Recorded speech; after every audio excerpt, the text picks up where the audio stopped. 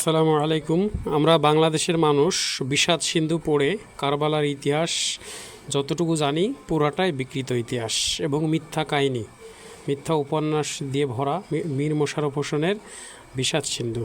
তাই আজকে আমরা জানব কারবালার প্রকৃত ইতিহাস, কারণ, ফলাফল অর্থাৎ পরবর্তীতে কি ঘটে।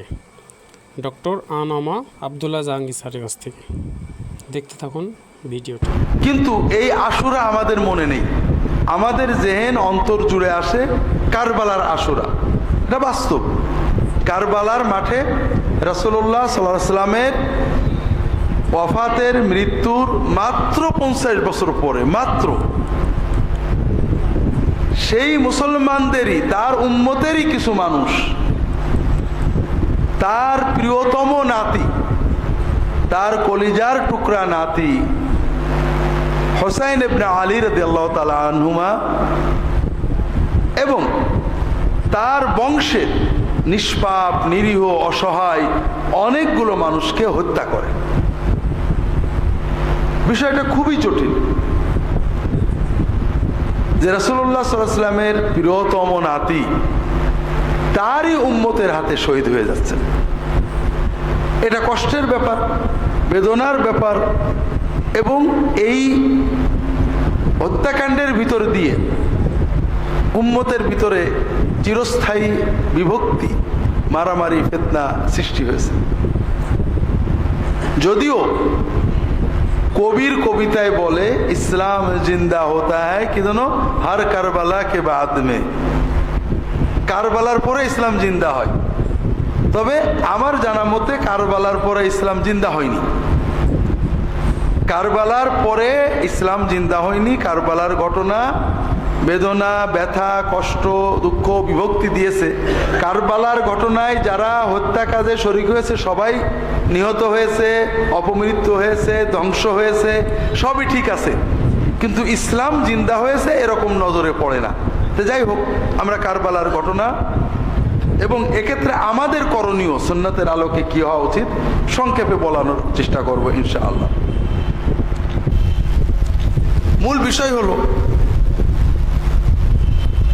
রাসূলুল্লাহ সাল্লাল্লাহু আলাইহি ওয়াসাল্লাম মানবতার জন্য একটা নতুন রাজনৈতিক ব্যবস্থা আনলেন, যেটা বিশ্বে ছিল না।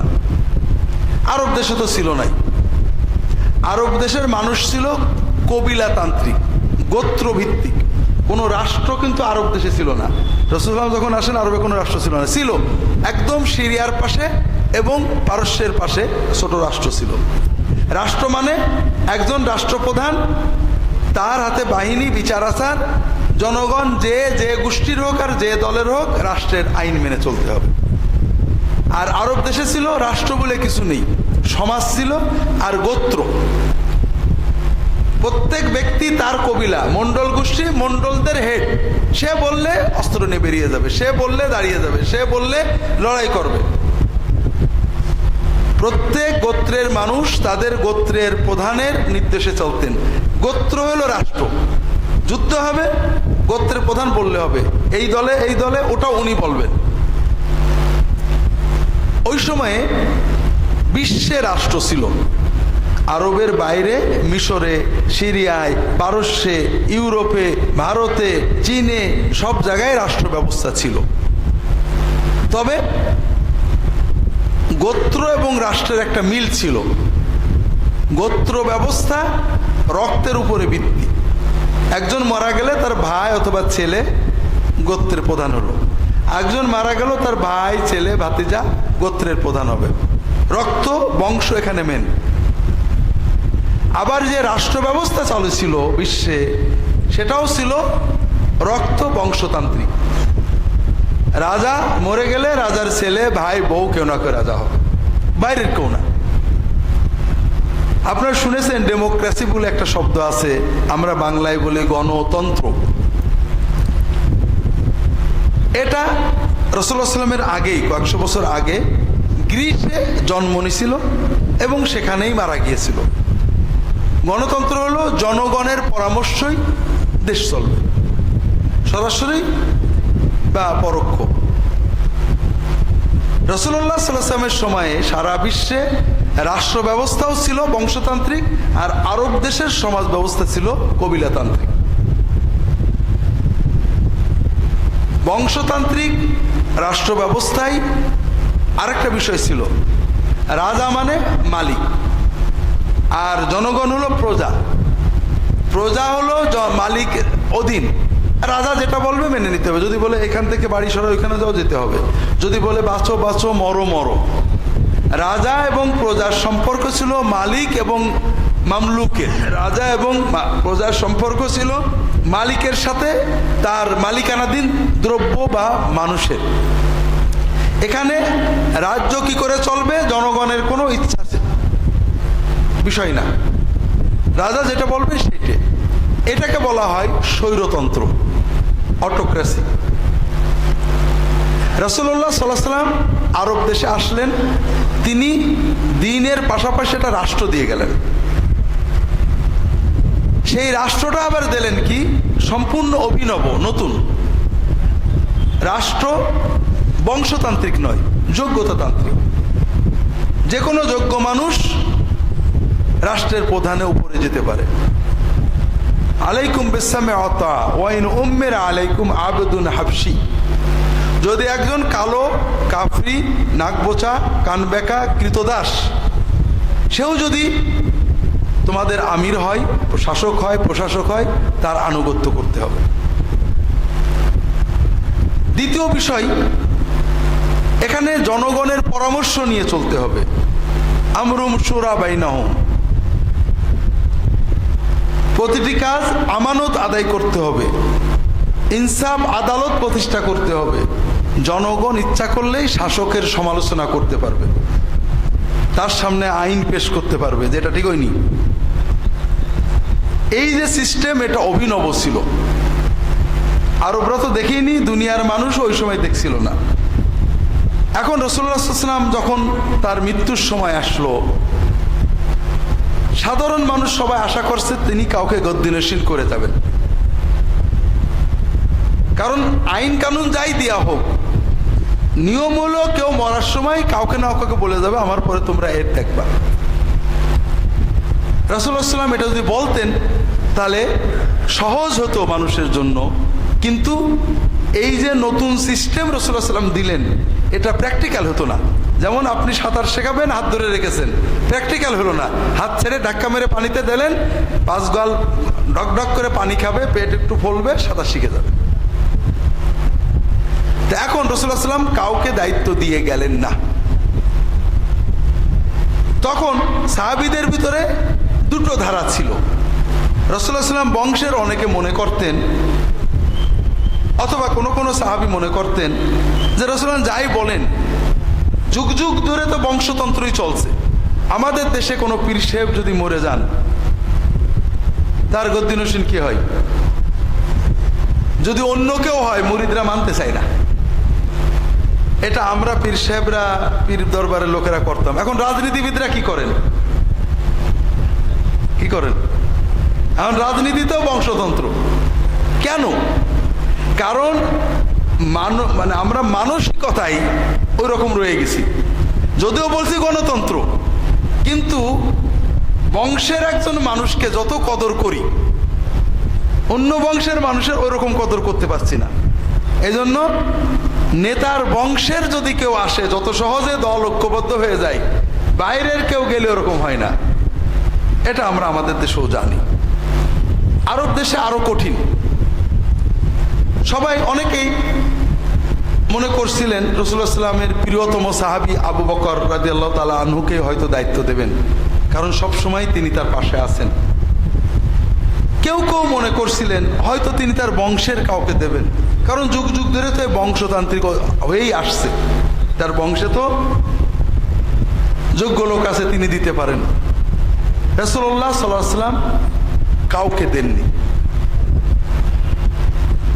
তার ওফাতের পরে সাহাবীরা দ্বিধাদ্বন্দ্ব, কে হবে? আনসারীরা বলেন আমরা, মুহাজিররা বলেন আমরা, বংশের লোকেরা কেউ কেউ বলছিলেন আমাদের থেকেও হবে। শেষ পর্যন্ত নানান রকমের কথাবার্তার মাধ্যমে আবু বকর রাদিয়াল্লাহু তাআলা আনহু খলিফা হলেন, এরপরে ওমর হলেন, এরপর ওসমান হলেন। সবসময় কিছু মানুষ মনে করছিল রাসূলুল্লাহ সাল্লামের বংশের কেউ হতে পারে, যোগ্যতা আছে। আবার অনেকেই মনে করছিল যে না, সাহাবীরা আরও আছেন, তারাও যোগ্য। সর্বশেষ যে নির্বাচনটা হলো ওসমান রাদিয়াল্লাহু তাআলা আনহুর সময়ে হলো, ওমর রাদিয়াল্লাহু তাআলা আনহুর ওফাতের পরে। ওমর বললেন, তোমাদেরকে রেখে গেলাম আব্দুর রহমান আউফ, ওসমান, আলী, তালহা, জুবাইর, আর কে, এই 4-5 জন, আব্দুর রহমান, আলী, ওসমান, তালহা, জুবাইর, সাদ ইবনে আবি ওয়াক্কাস নাম রাদিয়াল্লাহু তাআলা আনহুম আজমাইন। এনাদেরকে একটা কমিটি করে দিলেন, তোমরা কমিটি পরামর্শ করে তোমাদের ভিতর থেকে একজন হবে। কমিটিতে বসে আব্দুর রহমান ইবনে আউফ বললেন যে আমি হব না, আমি আমার ক্যান্ডিডেসি প্রত্যাহার করলাম। এখন আপনারা বাকিরা যদি চান তাহলে আপনাদের ভিতর থেকে কাকে করব আমি জনগণের সাথে পরামর্শ করে দিতে পারি। তারা বলে ঠিক আছে, আপনি পরামর্শ করে দেন। 3 দিন 3 রাত তিনি পরামর্শ করলেন। এরপরে মসজিদে নববীতে ফজরের নামাজের পরে তিনি আলী রাদিয়াল্লাহু তাআলা আনহুকে বললেন যে আলী, কিছু মনে করেন না, জনগণের পরামর্শ ওসমানের দিকে যাচ্ছে, এই জন্য আমরা আসেন সবাই ওসমানের হাতে বায়াত করি রাষ্ট্রপ্রধান হিসেবে। এরপরে সবাই বায়াত করলেন। এই যে ধারা, জনগণতান্ত্রিক, পরামর্শতান্ত্রিক, কাউকে কেউ খলিফা গদ্দিনশীন করে যাচ্ছে না, এটা একটা অভিনব বিষয় হওয়ার কারণে এটাকে মেনে নিতে উম্মতকে অনেক খাবি খেতে হলো, পানি খাইতে হলো। এটা ঘটলো ওসমান রাদিয়াল্লাহু তাআলার ওফাতের পরে। তিনি শহীদ হলেন, মদিনার লোকেরা আলী রাদিয়াল্লাহু তাআলা খলিফা বানালো। সিরিয়াতে মুআবিয়া বললেন রাদিয়াল্লাহু তাআলা আনহু যে ওসমানের হত্যার বিচার না হলে আমি মেনে নেব না। এই বিচার অবিচার, বিচার বিচার, এটা নিয়ে আলী বললেন সবাই ঐক্যবদ্ধ, এখনো বিদ্রোহীরা সেনাবাহিনীতে রয়েছে, তারা সেনাবাহিনী নিয়ন্ত্রণ করছে, আমরা যদি বিভক্ত থাকি আমি বিচার করতে পারবো না, আসেন ঐক্যবদ্ধ হই, এরপরে আমরা অবশ্যই বিচার করব। এই নিয়ে বিতর্ক হতে হতে যুদ্ধ হলো, আলী রাদিয়াল্লাহু তাআলা শহীদ হয়ে গেলেন। এক পর্যায়ে হাসান রাদিয়াল্লাহু তাআলা আনহুকে কুফার লোকেরা খলিফা বানালো। ওদিকে মুআবিয়া রাদিয়াল্লাহু তাআলা খেলাফতের ঘোষণা দিলেন, 2 দলে যুদ্ধ হবে। হাসান রাদিয়াল্লাহু তাআলা আনহু নিজে বলেন যে না, আমিও আমার নানার উম্মতে যুদ্ধ করাবো না। তিনি মুআবিয়া রাদিয়াল্লাহু তাআলাকে ছেড়ে দিলেন। এই হলো তৎকালীন প্রেক্ষাপট। আমি বিস্তারিত বললে অনেক সময় লাগবে, ওদিকে যাব না, আমাদের শিক্ষাতে আসি। মুআবিয়া রাদিয়াল্লাহু তাআলা আনহু 20 বছর খুব সুন্দরভাবে রাষ্ট্র পরিচালনা করেন। একদম টনটনে আইন শৃঙ্খলা, নিরাপত্তা, শান্তি, অন্য দেশের সাথে সন্ধি, যুদ্ধ, বিজয় খুব ভালো চলল। শেষ জীবনে অনেকেই তাকে পরামর্শ দিল যে ওমরের পর থেকে মুসলিম রাষ্ট্রটা যেভাবে দুর্বল হয়ে গেছিল ওসমান এবং আলী রাদিয়াল্লাহু তাআলার সময়ে, আপনার সময় খুব শক্তিশালী হয়েছে, আপনি একজনকে গদ্দিনশীন করে যান। তিনি বিষয়টাকে ভালো মনে করলেন, উম্মতের জন্য, দিনের জন্য, রাষ্ট্রের জন্য। কাকে করা যায়? আপনার ছেলে এজিদকে করেন। আপনারা তো মনে করেন যে এজিদের পক্ষে বোধহয় কেউ ছিল না। আচ্ছা বলেন, আমি হুজুর যদি ভোটে দাঁড়াই, প্রেসিডেন্ট ভোটে, আর আমাদের দেশের কোনো প্রেসিডেন্ট বা প্রধানমন্ত্রী ছেলে দাঁড়ায়, ভোট কে বেশি পাবে? কর। হ্যাঁ, আমরা হয়তো মনে করি তৎকালীন মুসলিম বিশ্ববোধে এজিদের পক্ষে কেউ ছিল না। অধিকাংশ এলাকায় এজিদের পক্ষে ছিল। আরব কবিলাগুলো, বিশেষ করে মক্কা শরীফ, মদিনা শরীফ, কুফা বাদ দিলে অধিকাংশই তাদের কথা হলো এটা খুব ভালো হয়, দেশের আইন শৃঙ্খলা ভালো থাকবে। কিন্তু মক্কা শরীফ, মদিনা শরীফ, পুরনো সাহাবীরা তখনও বেঁচে আছেন অনেকেই, তারা এটা পছন্দ করলেন না, অনেকে রাজিও হলেন না। এই অবস্থায় মুআবিয়া রাদিয়াল্লাহু আনহু মারা গেলেন। ইসলামী রাষ্ট্র ব্যবস্থায় আগের সরকার বলে গেলেই রাষ্ট্রপ্রধান হয় না। রাষ্ট্রপ্রধানের মৃত্যুর পরে যখন জনগণ মেনে নেয় তখন সেটা রাষ্ট্রপ্রধান বলে গণ্য হয়। অধিকাংশ জনগণ এজিদের বায়াত করলো। মক্কা শরীফ মদিনা শরীফের লোকেরা অনেকে এজিদের বায়াত করলো না, কেউ কেউ করলো। কুফার লোকেরা লক্ষ লোকে চিঠি লিখে পাঠালো। মদিনায় ইমাম হুসাইন রাদিয়াল্লাহু তাআলা আনহু ছিলেন। চিঠি লিখে পাঠালো, আপনি আসেন, আপনাকে আমরা বাদশাহ বানাবো। মুআবিয়া মারা গিয়েছেন রাদিয়াল্লাহু তাআলা আনহু, এখন খলিফার পদ শূন্য, আপনাকে আমরা খলিফা না, আর কোনো খলিফা মানব না। তিনি মদিনার বন্ধুদের কাছে পরামর্শ চাইলেন, সবাই বললেন যাবেন না। কুফার লোকেরা খুবই দুর্বল প্রকৃতির, মানে আমি বলছি, এটা সাহাবীরা বলেননি, আমাদের বাংলাদেশিদের মতো বিরাট নারায়ের তাকবীর দিয়ে আমার পিছনে আসে লক্ষ লক্ষ, ওই দিক থেকে একবার সাউন্ড এসে দেখবেন কিচ্ছু নেই। আর সিরিয়ার লোকেরা অসম্ভব জেদি, তারা ময়দান ছাড়বে না। কুফার লোকেরা আপনার বাবাকে জ্বালাইছে, তারা তাদের প্রতিজ্ঞা রাখেনি। ভক্তি আছে, মহব্বত আছে, কিন্তু কাজের সময় এলোমেলো হয়ে যায়। আপনি ওদের কাছে যান না, আপনি মদিনায় শান্তিতে থাকেন, রাষ্ট্র আপনার দরকার নেই। লম্বা কথা, এক পর্যায়ে উনি বললেন যে না, আমি ভয়ে বসে থাকবো, সুন্নত কায়েমের জন্য, শরিয়া কায়েমের জন্য, হাত কায়েমের জন্য আমি যাব না। তারা চাচ্ছে, আমি তো চাচ্ছি না। তখন উনি পরিবারের সদস্য নিয়ে মক্কা হয়ে কুফায় রওনা দিলেন। উনি যুদ্ধ করতে যাননি, উনি গিয়েছেন, কুফাবাসী বায়াত করেছে, উনি তাদের দায়িত্ব গ্রহণের জন্য গিয়েছেন। এই জন্য পরিবারের সদস্য নিয়ে গেছেন, কোনো সৈন্য নিয়ে যাননি। এজিদ খবর পেয়েছে, তখন তার মোবাইল ছিল না, খবর পেয়েছে। কুফার লোকেরা হুসাইন রাদিয়াল্লাহু তাআলা আনহুর সাথে যোগাযোগ করছে। এজিদ দ্রুত, কুফার গভর্নর ছিলেন এক সাহাবী নোমান ইবনে বাশির, সম্ভবত মনে হয় রাদিয়াল্লাহু তাআলা আনহু। এজিদ তাড়াতাড়ি ওবাইদুল্লাহ বিন জিয়াদকে পাঠিয়েছে, দ্রুত যে কুফার থেকে নোমানকে সরাও, তুমি দায়িত্ব গ্রহণ করো, কুফাবাসীদের এমন সাইজ করবা যেন আর হুসাইন নামও মুখে না নেয়, আর হুসাইন যেন কুফায় ঢুকতে না পারে, আগেই তাকে ব্যারিকেড দিবা, দিয়ে ব্যাক করিয়ে দিবা। যাই হোক, ওবাইদুল্লাহ ইবনে জিয়াদ কুফায় আসার পরে কয়েকদিনের ভিতরে সব সাইজ, কুফাবাসীর আর কোনো জিন্দাবাদ নেই, এখন আর কেউ হুসাইনের পক্ষে নেই। এখন বাহিনী নিয়ে কারবালার প্রান্তরে হুসাইনকে ঘেরাও করলেন ওবাইদুল্লাহ বিন জিয়াদের বাহিনী। হুসাইন রাদিয়াল্লাহু তাআলা বললেন যে আমি তো লড়তে আসিনি রে বাবা, তোমরা ডেকেছো তাই আসছি।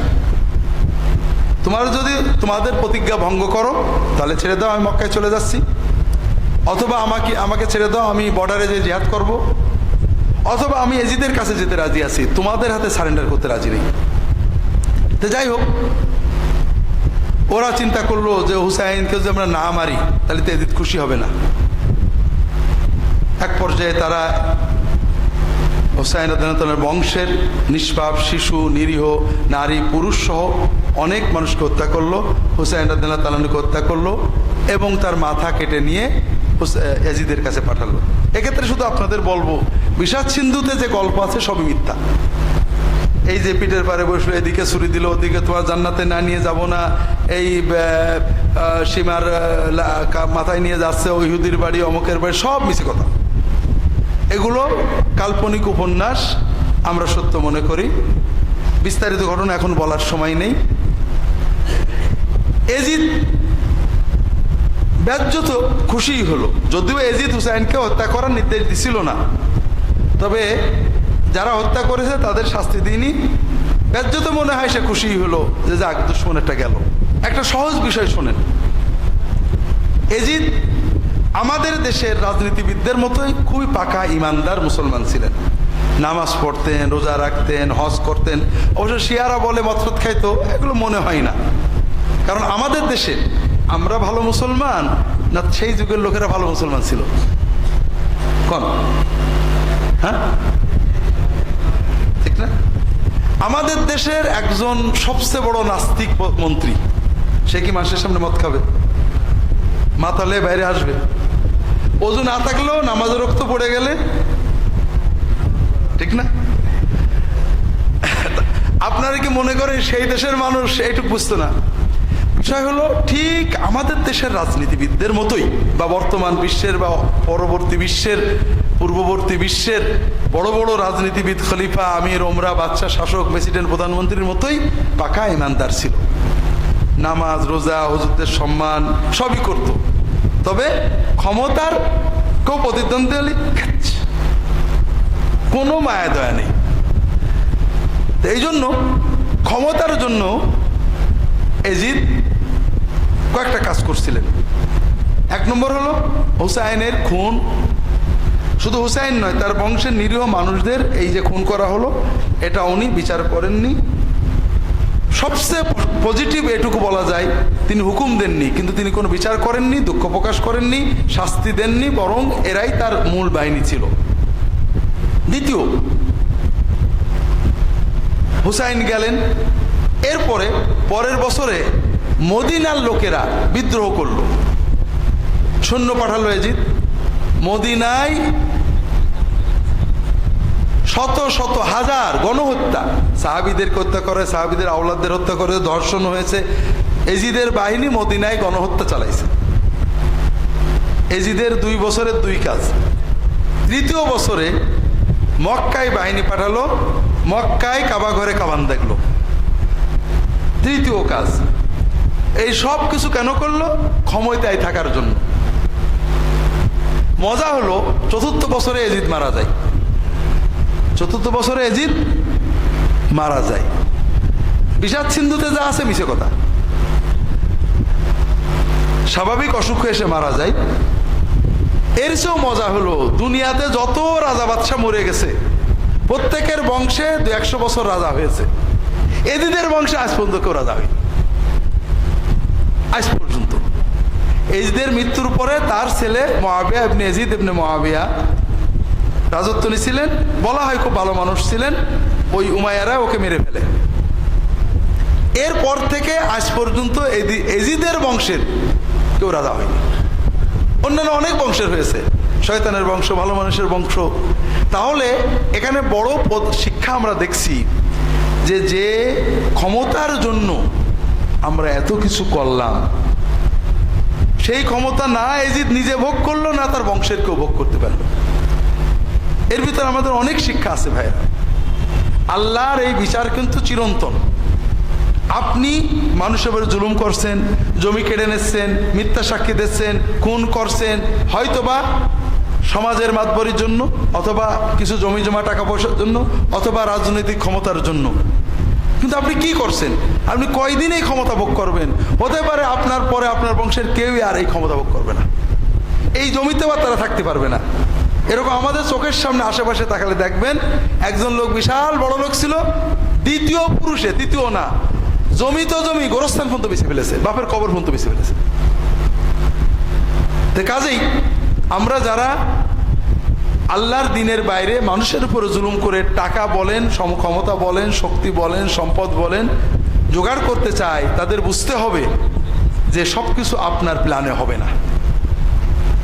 এজিদ বিশ্বের সবচেয়ে ক্ষমতাধর বংশের, তার পিতা মুআবিয়া রাদিয়াল্লাহু তাআলা 20 বছর একেবারে শক্তির সাথে শাসন করেছেন।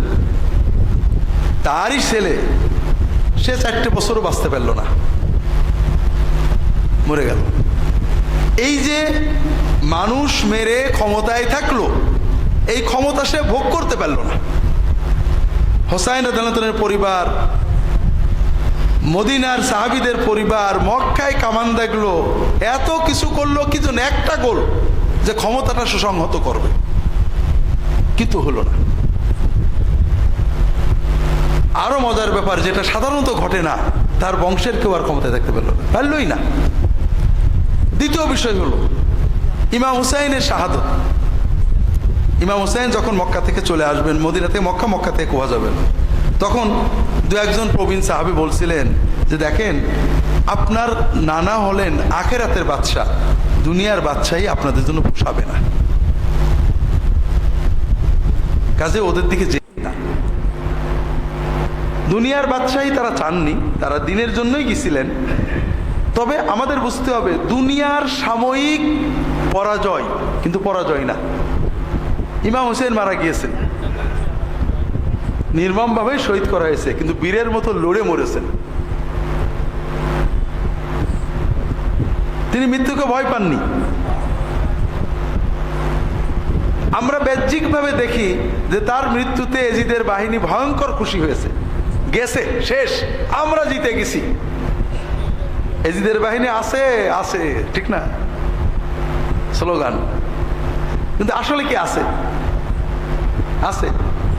নেই, নেই তো নেই। কারবালার হত্যাকাণ্ডে যারা শরীক হয়েছে প্রত্যেকেই খুন হয়েছে, একজনও বাঁচেনি। এবং সবচেয়ে বড় কথা যে আমরা যেটাকে সাময়িক পরাজয় মনে করি, আচ্ছা ইমাম হুসাইন কি পরাজিত হয়ে গেছেন? ইতিহাস থেকে মুছে গেছে? তার বংশধর মুছে গেছে?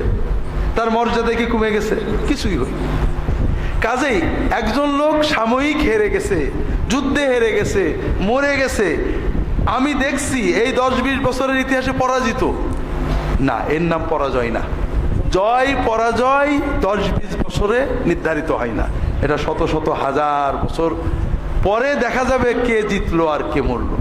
কাজে আমরা কোনো নেককার মানুষ, কোনো ভালো মানুষ দুনিয়ায় হয়তো মরে গেছেন, হেরে গেছেন, মামলায় ঠকে গেছেন, মানুষের তাকে মাথায় ব্যাট দিয়ে মেরে ফেলেছে, কোনো খারাপ লোকে মরে গেছেন, অ্যাক্সিডেন্টে মরে গেছেন, ও লোকটা ভালো ছিল না, খবরদার। মানুষের দুনিয়ার পরিণতি দিয়ে আখেরাতের পরিণতি বিচার করলে তো বলতে হবে যে এজিদ ভালো ছিল, নাউজুবিল্লাহ ইমাম হুসাইন হেরে গেছেন, এরকম বলার সুযোগ আছে নাকি? ওই সময়ে ওই 1-2 বছর 3 বছর যাদের ইমান দুর্বল তারা এরকম চিন্তা করেছে, তাই তো হুসাইন হেরে গেল, মদিনাবাসী হেরে গেল, মক্কাবাসী হেরে গেল, তাহলে এজিদই বোধহয় ঠিক। ওই 3-4 বছর কারা চিন্তা করেছে? যাদের ইমান মজবুত হয়নি।